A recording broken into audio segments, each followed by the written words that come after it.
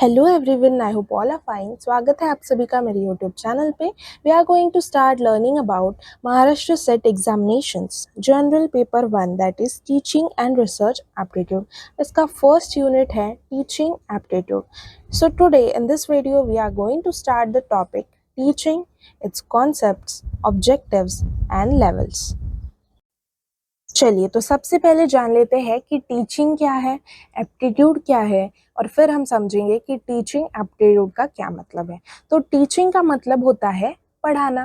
क्या पढ़ाना? जब एक टीचर अपने स्टूडेंट्स को नॉलेज देता है, उनके स्किल्स बढ़ाता है, उनको मॉरल वैल्यूज सिखाता है, तो उसको हम बोलते हैं टीचिंग।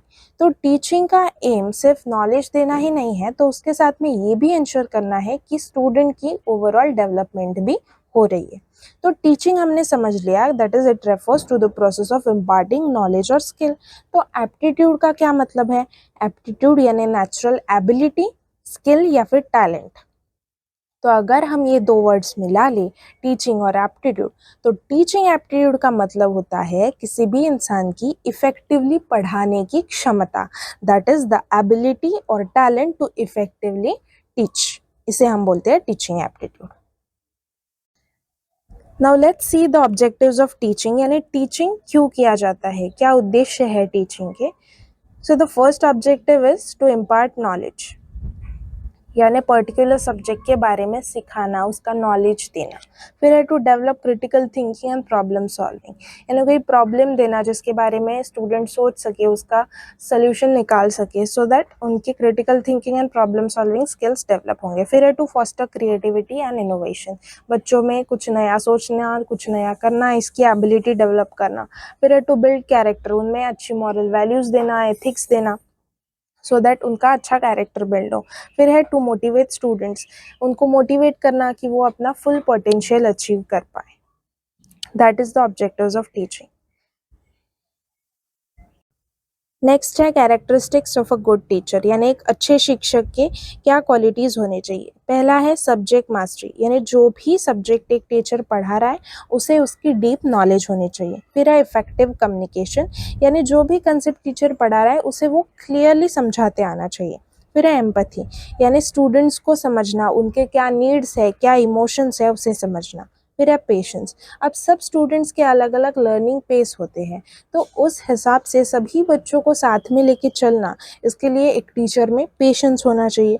फिर अडेप्टेबिलिटी, बच्चे कैसे हैं, उनके क्या नीड्स है, उस हिसाब से टीचिंग मेथड्स को यूज़ करना, चेंज करना, मॉडिफाई करना, दैट इज अडेप्टेबिलिटी। फिर एक क्रिएटिविटी, जैसे हमने देखा होगा क्लासरूम में कभी कभी टीचर्स हमें चार्ट्स दिखाते हैं, हमें प्रेजेंटेशंस दिखाते हैं, कभी डिस्कशंस करवाते हैं स्टूडेंट्स में। सो ये है अलग अलग क्रिएटिविटी यूज़ करना टीचिंग में। फिर है फेयरनेस, सभी बच्चों को इक्वली ट्रीट करना। फिर है मोटिवेशनल स्किल्स, यानी बच्चों को इंस्पायर करते आना चाहिए, उनका इंटरेस्ट लर्निंग में टिका रहना चाहिए, उसके लिए उनको मोटिवेट करते आना चाहिए। सो ये सारे हमने देख लिए characteristics of a good teacher. Next is levels of teaching. So this is a important topic guys, please note down. या तो एग्जाम में लेवल्स ऑफ टीचिंग करके क्वेश्चन आता है या फिर लेवल्स ऑफ लर्निंग, तो दोनों चीज सेम होती है, लेवल्स ऑफ टीचिंग या फिर लेवल्स ऑफ लर्निंग। तो टोटल 3 लेवल्स हैं, मेमोरी लेवल ऑफ टीचिंग और learning, understanding level of teaching और learning, reflective levels of teaching और लर्निंग। फर्स्ट है मेमोरी लेवल ऑफ टीचिंग, इसे ही और नाम है, that is first level of teaching और लर्निंग या फिर लोएस्ट लेवल ऑफ टीचिंग और लर्निंग। इसमें फोकस होता है सिर्फ मेमोराइजेशन और रिकॉल करने पे। मेमोराइजेशन यानी सिर्फ रट्टा मारना। कौन से एज के स्टूडेंट्स इसमें आते हैं? तो प्राइमरी स्कूल के लोअर क्लासेस जैसे कि केजी के स्टूडेंट्स हो गए, ये क्या करते हैं? सिर्फ मेमोराइज करते हैं, इनको रिपीटेशन करवा करवा के सिर्फ रट्टा करवाया जाता है विदाउट अंडरस्टैंडिंग द कंसेप्ट्स, क्योंकि उनकी थिंकिंग एबिलिटी उतनी रहती ही नहीं है या फिर डेवलप होने की रहती है, तो वो सिर्फ लर्न करते हैं फैक्ट्स को, जैसे कि 1 2 3 4 है, ABCD है, टेबल्स हैं। इसलिए इस लेवल को हम थॉटलेस लेवल ऑफ लर्निंग भी कहते हैं। सेकेंड लेवल है अंडरस्टैंडिंग लेवल ऑफ टीचिंग, यहाँ पे फोकस होता है conceptual understanding and ability to explain relationship, यानी कि बच्चे अभी कंसेप्ट समझने लग जाएंगे एंड एक्सप्लेन भी कर पाएंगे। यहाँ पे कौन से एज के स्टूडेंट्स आते हैं? तो मिडिल स्कूल लेवल के, जैसे ग्रेड 6 to 8 हो गए। यहाँ पे बच्चे डाउट पूछ पाएंगे, जो भी अब तक रट रहे थे ना, वो जो भी मेमोराइज कर रहे थे वो चीज़ क्यों है, क्या है, ये डाउट्स वो पूछ पाएंगे और समझ पाएंगे कंसेप्ट को। तो यहाँ पे टीचर एक्सप्लेन करेंगे, डिस्कशन कराएंगे, एग्जाम्पल्स देंगे और जो भी थ्योरी हमने लर्न की है, मेमोराइज की है, उसे अप्लाई करना भी सिखाएंगे, उसका एप्लीकेशन भी सिखाया जाएगा। तो इस लेवल को इंटरमीडिएट लेवल ऑफ लर्निंग भी कहा जाता है।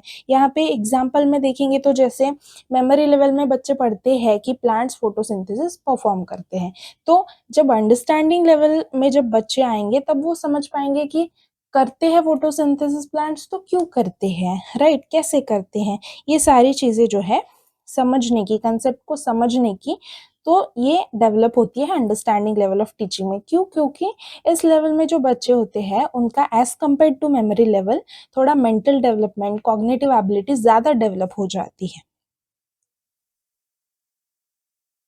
The third and last level is reflective level of teaching. यहाँ पे फोकस होता है स्टूडेंट्स के critical thinking, analysis and problem solving abilities पे। तो यहाँ पे कौन सी एज के स्टूडेंट्स होते हैं? यहाँ पे होते हैं हाई स्कूल एंड बियॉन्ड, यानी कि ग्रेजुएशन, पोस्ट ग्रेजुएशन लेवल के स्टूडेंट्स इस लेवल में आते हैं।